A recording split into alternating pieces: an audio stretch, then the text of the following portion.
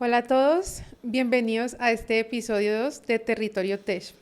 Hoy nos acompaña Jesús Sánchez, una persona que ha construido su camino de una manera muy interesante, conectando la tecnología, el emprendimiento, el liderazgo y la formación a talentos jóvenes de una manera muy interesante. Hoy, más que hablar de su carrera, quiero conocer la historia detrás del hombre que ha logrado conectar estos pilares y que, a mi parecer, es una forma muy poderosa de emprender una carrera. Gracias, Jesús, por estar aquí.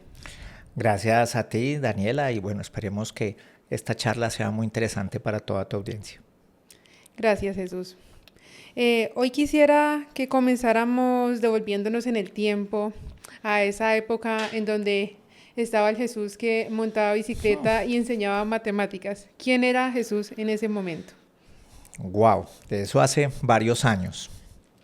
En ese momento era un joven visionario con ganas de comerse el mundo, con dificultades como tantos jóvenes que tenemos en el país.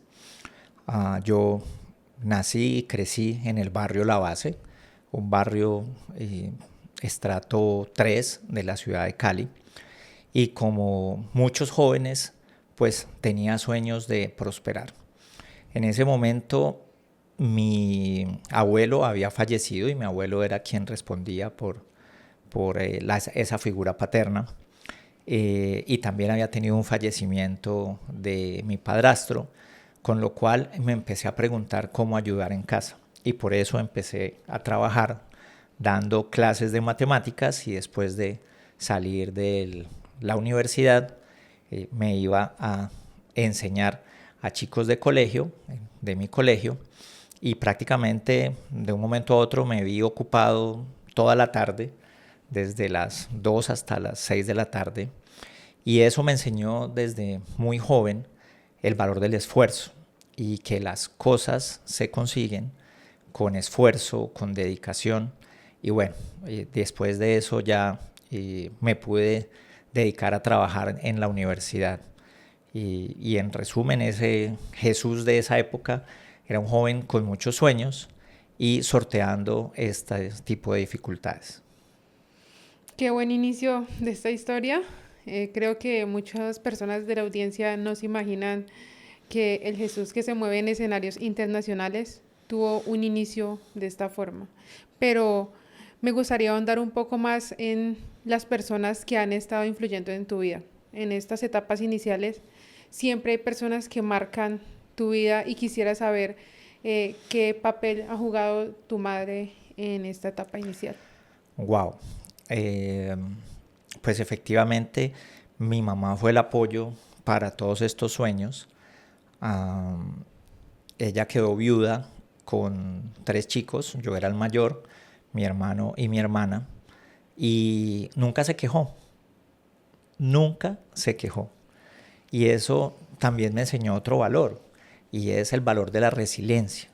Y es que a pesar de las dificultades, siempre, siempre hay una opción.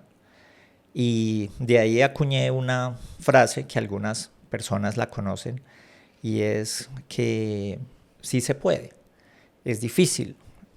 Cada persona tiene su historia, cada persona tiene sus dificultades, sus valores, sus fortalezas, pero al final siempre hay un camino. Así que mi madre me enseñó que sí se puede. Supongo que ese es el valor más importante que ella te ha dejado. Y ese es el más importante y un montón, la responsabilidad, la honestidad, la rectitud, la generosidad. Mi mamá es una persona que se entrega a los demás sin esperar nada a cambio. Yo no podría. De ese todavía me falta aprender. Entiendo. Bueno, así como hay personas que nos marcan desde el inicio, hay otras que nos cambian durante la marcha. Quisiera saber cómo ha cambiado tu vida, tu trabajo, saber que hay alguien más que te mira desde el costado y esa personita es tu hijo. Bueno, yo digo que lo mejor que me ha pasado en la vida es ser papá. Nunca me imaginé que tuviera tantos retos, tantas alegrías, tantas felicidades, tanta preocupación. Y efectivamente, una vez fui papá, muchas de mis prioridades cambiaron. Igual siempre ha estado la intención y el propósito de ser su guía, más allá de cualquier otra cosa, ser esa ancla y esa luz que le va mostrando el camino para que se convierta en una persona útil a la sociedad, que tenga un propósito de vida y que se realice a él mismo. Qué bonitas palabras. Espero que lo escuche con el entusiasmo que lo estamos escuchando aquí hoy. Y hay algo muy bonito en tu historia y es que al inicio de tu carrera comenzaste enseñando a otros jóvenes y te has mantenido formando el talento joven hoy en iniciativas como Nido. ¿Qué significa para ti ese rol de mentor? Pues es la oportunidad de retribuirle a la sociedad todas las bendiciones con las que, gracias a Dios, he contado. Y sí, efectivamente, en la universidad, uno de los roles que desempeñé y que me gustó muchísimo fue el de ser monitor o auxiliar de los profesores, porque me conectó con eso, con la educación. Y afortunadamente, en mi camino he podido estar en una empresa que también cree en la educación, también cree en la formación de talento. Y eso me engancha muchísimo, y precisamente eso me ha enganchado con iniciativas como Nido. Y es la posibilidad de compartir toda esta experiencia, todas estas canas que están por acá naciendo, con los chicos que, así como yo, ahora tienen un sueño. Y ese sueño pues es hacer empresa, generar capital de propiedad intelectual, generar productos hecho con talento joven, con talento caleño, con talento vallecaucano. Me causa curiosidad porque si nos devolvemos y vemos tu trayectoria, hubiese sido lo más natural irnos por el camino de la docencia. ¿En qué momento te das cuenta que no es lo tuyo y más bien es el mundo corporativo? Pues es cuando precisamente por los temas familiares empiezo a mirar cómo poder contribuir más en mi casa, y me encuentro con que dentro del mundo corporativo, por allá en los años 90, había una muy buena retribución económica para la ingeniería de sistemas. Y entonces digo, no, en vez de irme por el mundo de la docencia, me voy a ir por la ingeniería de sistemas. Y creo que fue una de las mejores decisiones de mi vida, porque me apasiona mi carrera, me apasiona la ingeniería de sistemas. Creo que es una carrera que deja un fundamento metódico de análisis, de organización de proyectos, de organización incluso corporativa, que es muy buena para aplicar en cualquier ámbito. Así que por eso decido irme por la ingeniería de sistemas, y adicionalmente porque en ese momento era el boom de la aparición de algunos lenguajes que para muchos jóvenes de esta época les va a parecer historia de la computación, pero estábamos hablando de BASIC y Pascal y las primeras versiones de C.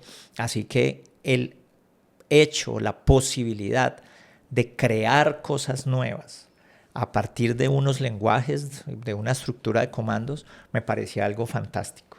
Así que las dos cosas juntas me inclinaron definitivamente por la ingeniería. Sabes que el verte hablar con tanta pasión de la ingeniería me hace generar otra pregunta, y es, ¿cómo puedes abandonar algo que tanto te gustó y pasar al área comercial, al área de mercadeo?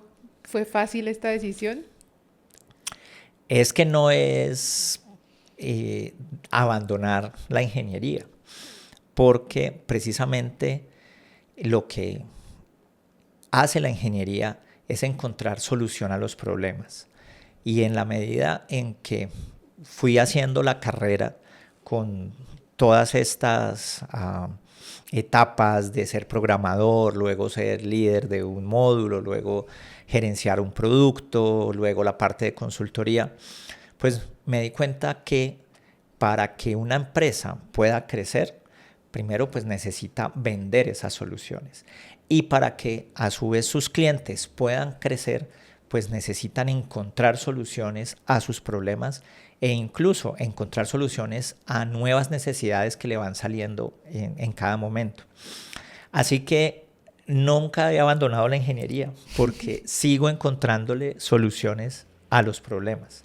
La diferencia es que algunos tenemos que venderlas, mercadearlas, otros las tienen que construir, otros las tienen que diseñar, otros las tienen que implementar. Pero al fin y al cabo, todo es una cadena para solucionar problemas en los clientes. Entiendo. Devolviéndonos un poco a tu rol de mentor, me genera curiosidad, ¿qué has podido aprender en estas interacciones con jóvenes emprendedores que no has podido aprender en el entorno corporativo? Muy buena pregunta.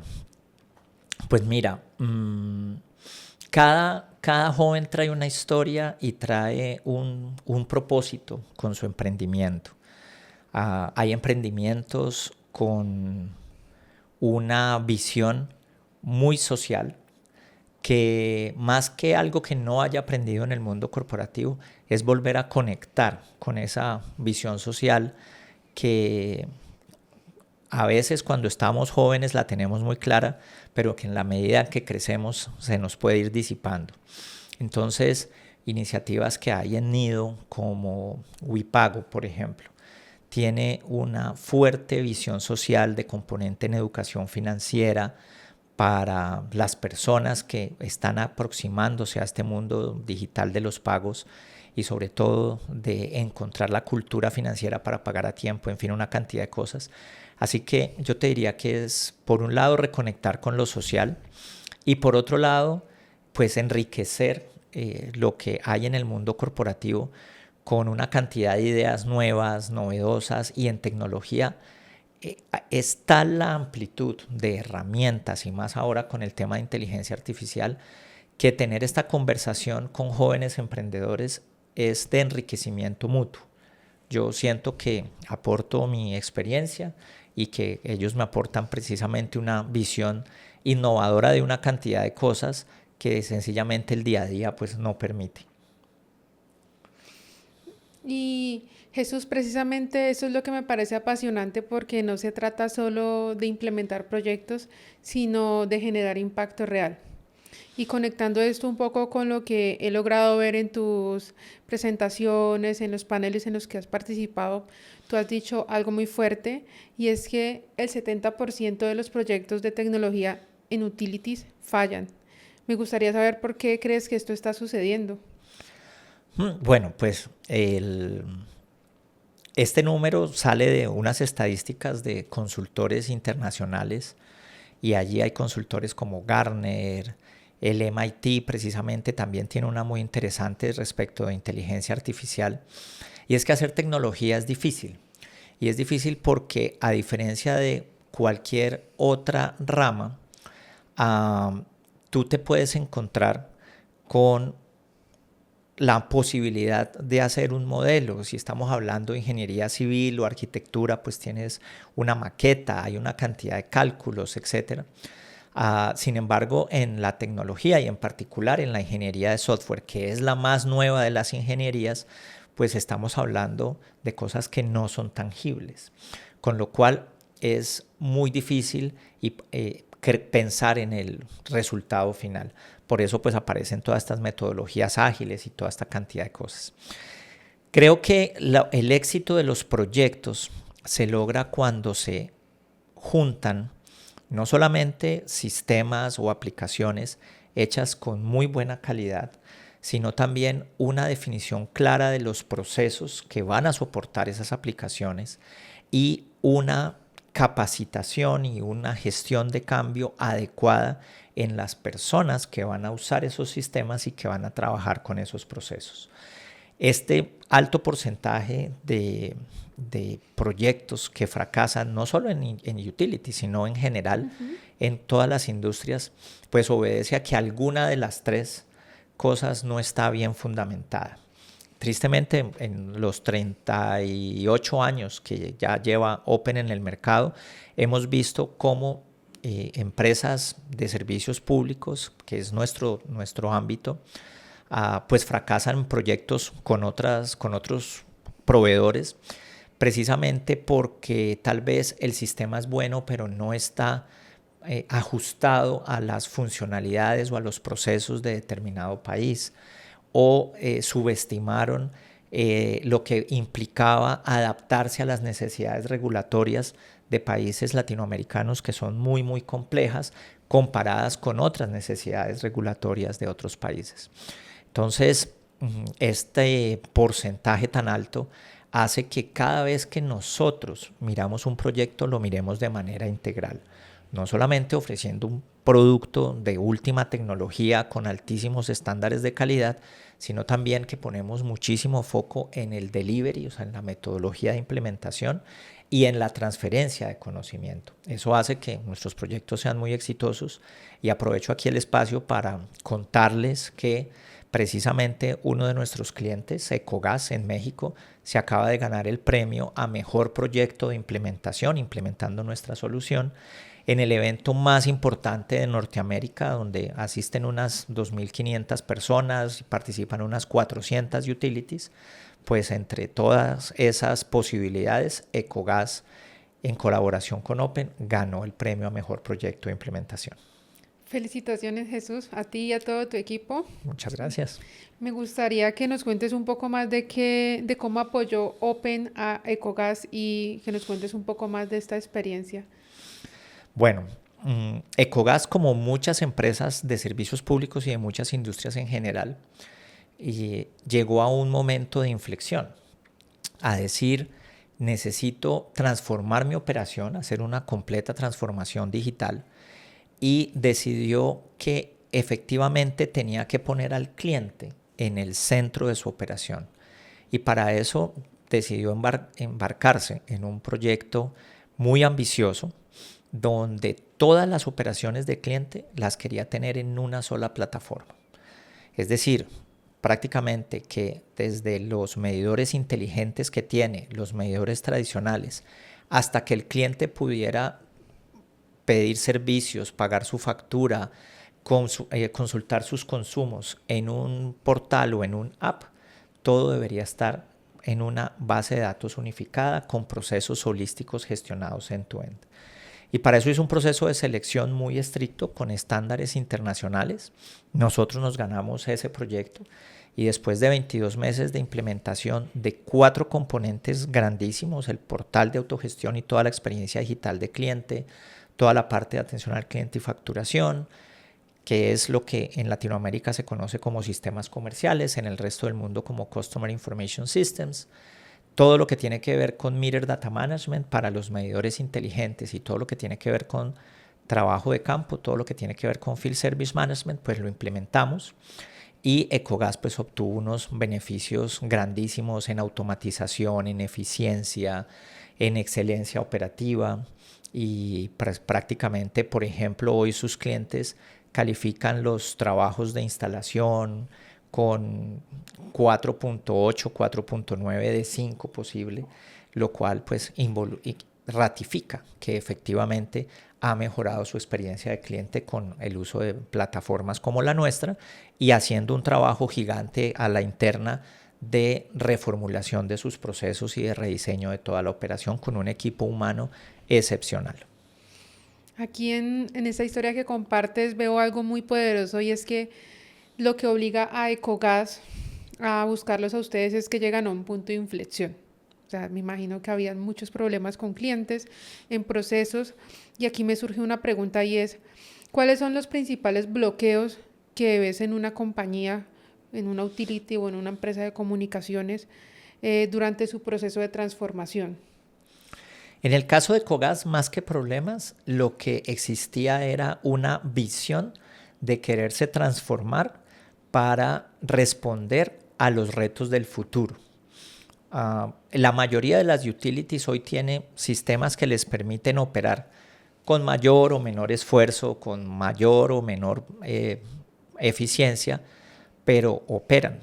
¿Cuál es el punto de inflexión que empresas como Ecogas y en general las utilities están enfrentando?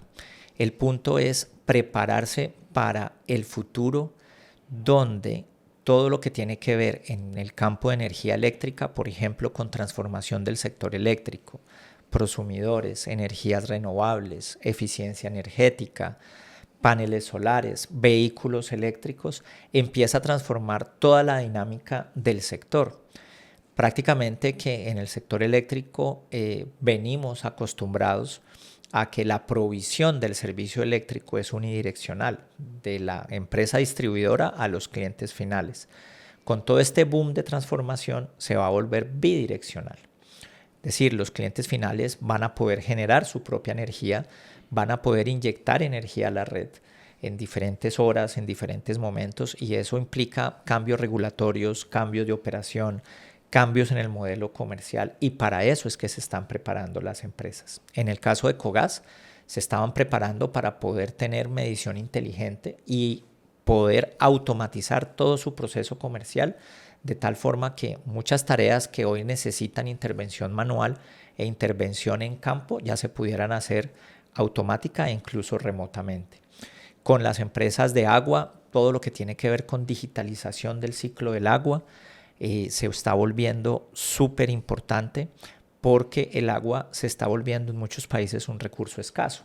Tenemos escasez hídrica en México, tenemos algunas alertas en varias regiones de Europa, con lo cual todo lo que se pueda hacer para conservar el agua, y desde el punto de vista de los sistemas que hacemos nosotros, ayudar a educar a los clientes a que hagan un uso razonable del servicio mediante tarifas, estímulos tarifarios, descuentos, etcétera, pues se vuelve tremendamente valorable, y eso también implica prepararse para ese futuro donde el suministro va más allá de calcular unos metros cúbicos y facturarlos, sino que va para usar esa herramienta de facturación, de relación con el cliente, como una herramienta para educar a que estamos ante un recurso que en algún momento se pueda acabar. Con lo que mencionas, veo que tienes una amplia visión tanto del sector público como privado, y en esta evolución hacia un modelo bidireccional de servicio, ¿cuál sector crees que está más alejado de conseguirlo? ¿El sector público, el sector privado? Hay de todo y varía de país a país. Nosotros tenemos operaciones en 19 países, y incluso cada región de cada país puede tener sus particularidades. En general, lo que tiene que ver con competencia y ambiente competitivo, pues las telecomunicaciones están mucho más desarrolladas en esa competencia, aunque en varios países vemos que hay una consolidación en 3, máximo 4 operadores.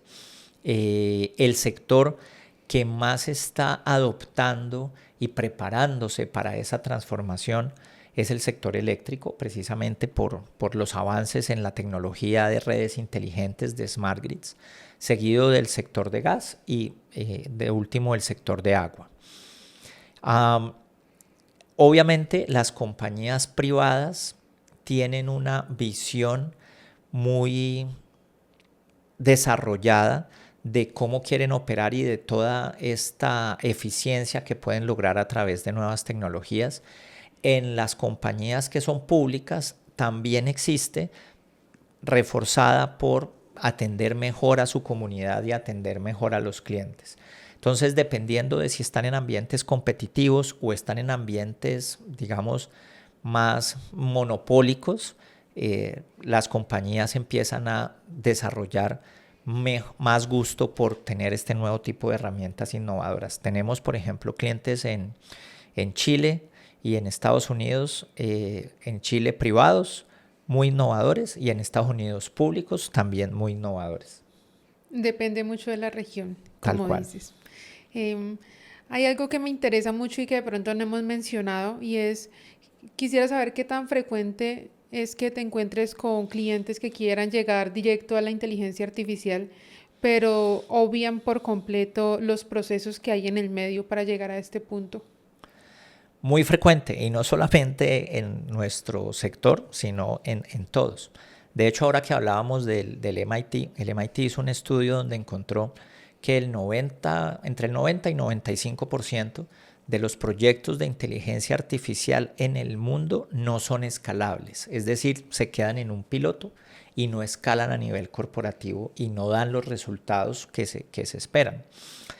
¿Y cuál es la causa? No es la tecnología. Las tecnologías de inteligencia artificial existen, funcionan, etc.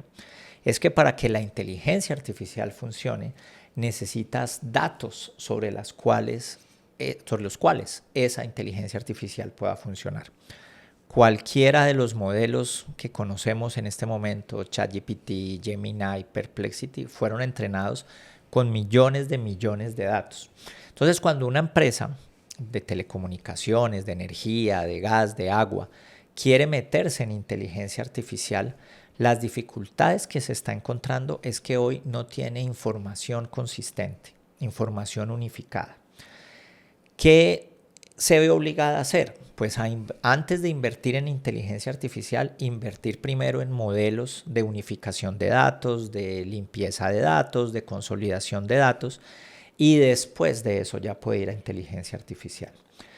Hablando de eso, pues nosotros estamos en el Market Guide de Gartner, estamos en el MarketScape de IDC, y hablando con estos consultores nos dábamos cuenta que precisamente las empresas están empezando a girar de tener lo mejor de cada dominio de gestión hacia tener plataformas de Customer Experience Management, plataformas comerciales que les permitan tener esa información unificada. Lo que más encontramos es esa carencia de sistemas homologados de información unificada, y que la mayoría de las empresas tienen silos con información que no comparten entre ellas. Y lo mejor del caso es que pues esto ya se sabe y las empresas están empezando a mirar cómo adoptar plataformas como la que tiene Open, donde toda esta información sí está unificada y permite implementar muchísimo más fácil inteligencia artificial. Qué interesante aporte, Jesús. Y me gustaría agregar que además de datos organizados y de pronto ya centralizados en plataformas, es importante también la infraestructura en donde se guardan estos datos, que haya resiliencia, que haya una alta disponibilidad. Es muy importante antes de pensar en este punto final de la inteligencia artificial. Y no solamente, y disculpa que te interrumpa ahí, pero te acabas de tocar un punto muy importante. Además de esto, está el tema de seguridad, porque cuando tú le pones a hacer cálculos o a hacer inferencias a un modelo, pues los datos puede que sin querer los estés publicando para que sean parte de los análisis y la retroalimentación del modelo. Con lo cual, muchas empresas están empezando no solamente a pensar en infraestructura, sino también en mecanismos de seguridad. Entonces, poder tener seguridad de los datos, protección de los datos, etc. Claro que sí, es que has tocado uno de los temas más importantes que se mueven también dentro de nuestra compañía, y seguramente pues va a ser el tema que vamos a tocar en el siguiente podcast. Te me has adelantado un poco, pero suele suceder. Gracias por el aporte. Pero quisiera aterrizar todo ya un poco más al nivel del territorio, al Valle del Cauca. Y es que yo sé que estás acostumbrado a moverte en escenarios internacionales, pero le has metido mucho la ficha al desarrollo del territorio. Y quisiera saber si hoy un secretario de infraestructura, por ejemplo, del Valle del Cauca, te preguntara o te dijera que quiere hacer las cosas de una mejor manera y que quiere iniciar un proceso de transformación digital para el departamento, ¿qué sería lo primero que debería hacer? Yo creo que son dos cosas.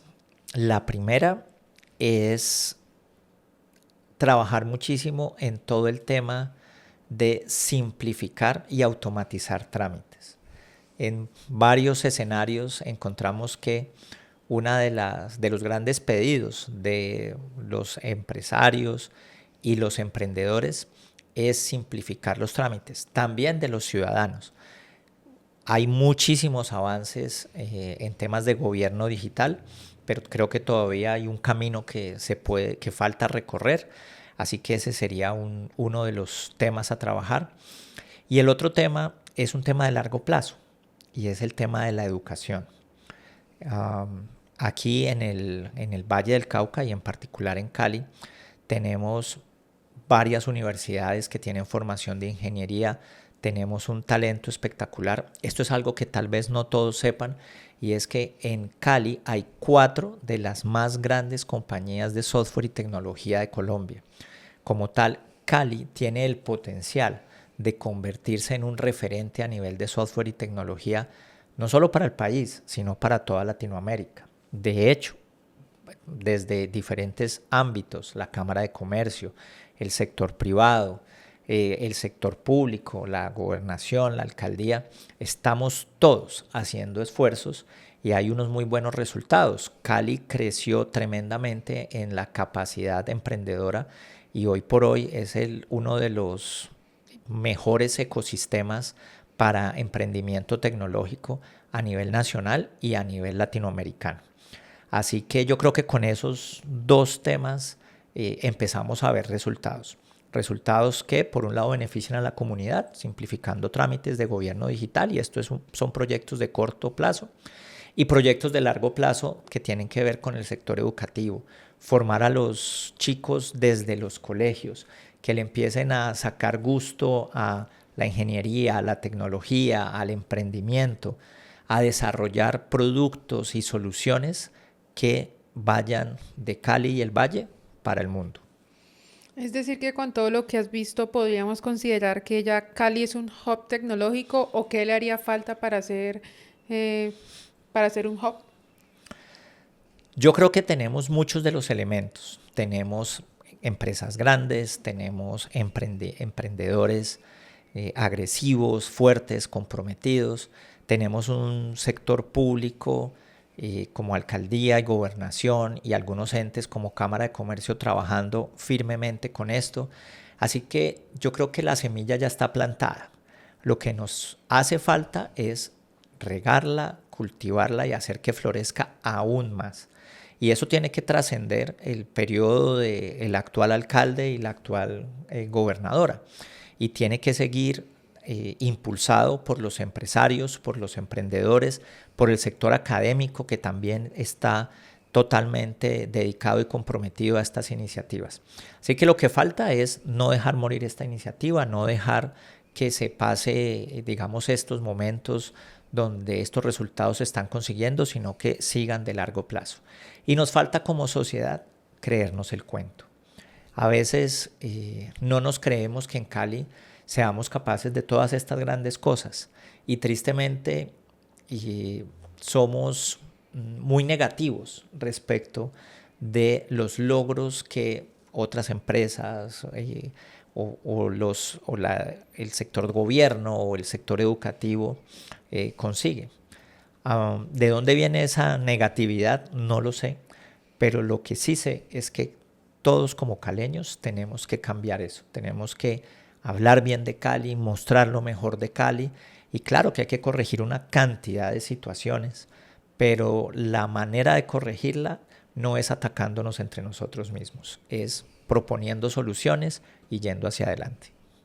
Complementando un poco lo que acabas de decir, es que muchas veces nosotros como parte de la comunidad delegamos esta responsabilidad en los gobiernos, y creo que esto deja muy pobre el modelo, el trabajo que estamos haciendo, y el sector privado y el sector académico debe siempre ser ese motor que va haciendo que las cosas vayan funcionando, porque si lo dejamos solo en el poder del sector público, del sector político, pues digamos que cada 4 años se va renovando y es un proceso que nunca va a terminar. Mm, por lo que considero que si queremos aprovechar ese talento joven que tenemos aquí en el Valle, debemos poner todo de nuestra parte, como lo mencionas. Total, y el otro elemento, además de el sector privado y el sector académico, somos todos como sociedad. Alguien decía por ahí que todos nos quejamos del gobierno, pero para hacer que el gobierno cambie se necesita una sola cosa, que la sociedad cambie. Si la sociedad cambia, elegirá los gobernantes que seguirán con ese cambio. Así que, pues, justo en estos momentos, en eso tenemos que pensar, que todos como sociedad tenemos que tener una visión de país y ayudar desde nuestro puesto en esa visión de país. Claro que sí, actuar con un propósito social más que individual. Algo que me gustaría preguntarte y es con respecto a los jóvenes emprendedores, es ¿qué crees que no estamos aprovechando hoy en el Valle del Cauca de este talento joven? Bueno, creo que hay muchas iniciativas y que están empezando a dar resultado. Yo creo que la inteligencia fue repartida uniformemente por toda la tierra. Y esa es una frase que no es de mi autoría, la autoría es del CEO y fundador de Open, pero cada vez que la escucho le encuentro total sentido. Es decir, no es que los europeos o los japoneses o los estadounidenses sean más inteligentes que nosotros. Todos tenemos la misma capacidad. La diferencia es que en algunas partes han aprendido a trabajar en equipo, en algunas partes han aprendido a ser más eficientes y en algunas partes han aprendido a detectar dónde está esa inteligencia y a crear un camino de desarrollo de esos talentos. Por eso precisamente nosotros en Open estamos súper comprometidos con eso y tenemos un programa de detección de esa inteligencia. Lo llamamos el semillero, llevamos ya casi 20 años y en ese programa nos vamos por 54 universidades de todo el país buscando los mejores talentos. Y como somos fieles a ese principio, pues no importa en qué región del país estén y tenemos gente de la costa, hemos tenido gente del Putumayo, de Santander, de la frontera, bueno, en fin, hasta de municipios que ustedes no se imaginarían. Tuvimos una vez un chico excepcional de El Difícil, por allá en el Magdalena, si mi memoria de geografía no me engaña. Entonces, en eso creemos y creemos que lo que tenemos que hacer todos es buscar mecanismos para detectar esa inteligencia, dónde está esa capacidad de hacer tecnología, esa capacidad de hacer software y brindar oportunidades para el desarrollo de esas capacidades.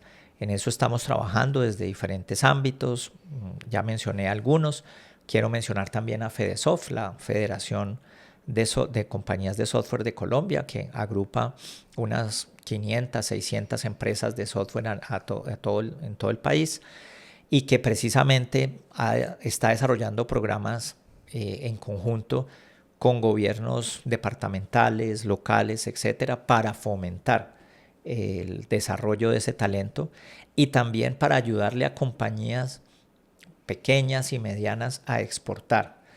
Porque si queremos que Cali se vuelva un hub, que Colombia se vuelva un hub de software y tecnología, tenemos que crear productos y servicios con esa capacidad exportadora. Los mayores ingresos se consiguen al exportar a otras economías. Creo que los grandes resultados que está teniendo Open hoy en día son la consecuencia de esa forma en la que manejan el talento y en el que dan la oportunidad a los jóvenes que quizás no tienen experiencia, pero saben hacer la selección y tienen como ese talento para entregar unos buenos resultados. Mm, Además de esta selección de talento tan interesante que hacen en Open, ¿qué otras cosas debería tener en cuenta una organización que quiere crecer? Bueno, lo primero es fomentar precisamente el desarrollo de sus personas. Y si estamos hablando de crecer, pues tenemos que hablar de cómo aumentar las ventas. No hay forma de crecer una nómina de personas si las empresas no venden más. Así que hay que pensar en cómo vender más. Para vender más, pues dependiendo de lo que hagan, hay diferentes estrategias, pero una, digamos, transversal es trabajar mucho en la calidad. En Open decimos que cuando estamos desarrollando una nueva funcionalidad, estamos pensando que esa funcionalidad va a correr en Estados Unidos, en Europa, es decir, que tiene que ser desarrollada con estándares de calidad mundial. Ahí hay pues una cantidad de certificaciones que dependiendo los rubros están desde ISO 27000, 9000, certificaciones ITIL, bueno, etcétera, una cantidad de cosas. La manera de crecer para exportar es tener estas certificaciones para que el mercado se dé cuenta de que lo que haces lo haces con calidad. Y lo otro es un gran compromiso con el cliente. Nosotros decimos que nuestra misión es empoderar a nuestros clientes para que ellos sean exitosos. En la medida en que nuestros clientes sean exitosos, pues nosotros lo seremos. Si nosotros vendemos, implementamos, pero nuestros clientes no logran sus objetivos de negocio, no estamos haciendo nada. Así que mis 2 centavos, mi contribución para una empresa que quiera crecer es enfocarse muchísimo en el cliente y trabajarle muchísimo a la calidad para que esté preparada para otros mercados, para otros segmentos, para exportar, donde precisamente creo que el futuro de todos los que estamos en este sector es ver cómo nos preparamos para exportar. Bueno, esa es una pregunta para una empresa que ya existe y quiere crecer.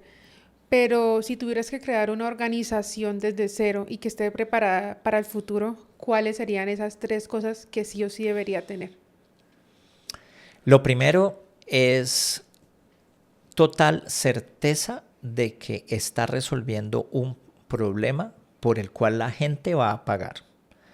Porque hay una diferencia entre creatividad e innovación. La diferencia es que innovación es solucionar un problema de acuerdo a una solución que es menos costosa que el problema en sí. La creatividad puede encontrar una solución a un problema, pero puede ser que esa solución sea tremendamente costosa y valga más que mantener el problema. Entonces, lo primero es poner mucha seguridad a que ese problema que se va a solucionar y esa solución pues va a ser pagable, va a tener un mercado. Lo segundo es enamorarse de el problema y no de la primera solución que se viene a la cabeza. Porque a veces, y sobre todo en ámbitos como la ingeniería, pues nos concentramos en la primera solución que se nos ocurre y dejamos perder una cantidad de aristas del problema. Así que en la medida en que nos enamoremos del problema y entendamos muy bien las implicaciones y todas las implicaciones que ese problema tiene, encontraremos una mejor solución. Y la tercera es pensar que esa solución no es para 2 o 3 o las empresas de Cali o las empresas del Valle, sino para una buena porción de las empresas o las personas del mundo. Porque esa es la manera como en su momento vamos a poder escalar. Si hacemos una solución para 10 clientes potenciales, pues hasta ahí llegará el escalamiento. Si hacemos una solución para 1000 clientes potenciales, pues es mucho más fácil escalar. Así que esas serían como las 3 recomendaciones para empezar. Después de ahí para allá hay una cantidad de historias para contar de cómo crecer y cómo llegar al mercado, pero al principio serían esas 3. Bueno, he escuchado muchas charlas de emprendimiento, de superación, pero nunca había escuchado ese enfoque en el problema y créeme que hoy me voy con un aprendizaje muy valioso y me ayuda a ver el negocio desde otra perspectiva. Me gustaría finalizar esta conversación con una pregunta un poco más emotiva y es si ese Jesús que iba en bicicleta al inicio de tu historia te viera hoy, ¿qué pensaría de ti? Upa, qué pregunta. Primero, ese Jesús no se hubiera imaginado nunca estar en la posición en la que hoy, gracias a Dios y a una cantidad de gente que ha contribuido en mi camino, y que sigue contribuyendo en mi camino día a día está. Creo que estaría gratamente sorprendido y muy orgulloso del camino recorrido, y sobre todo estaría muy contento de haber podido mostrar que sí se podía. Yo estoy segura de que las personas que están escuchando esta historia van a encontrar una inspiración en tu historia, en lo que nos has contado. Yo te agradezco mucho este espacio por no solo habernos compartido un poco de tu conocimiento, sino habernos contado la historia detrás de tu carrera. A todos, muchas gracias por acompañarnos en esta nueva sesión. Los esperamos en un nuevo episodio de Territorio Tech.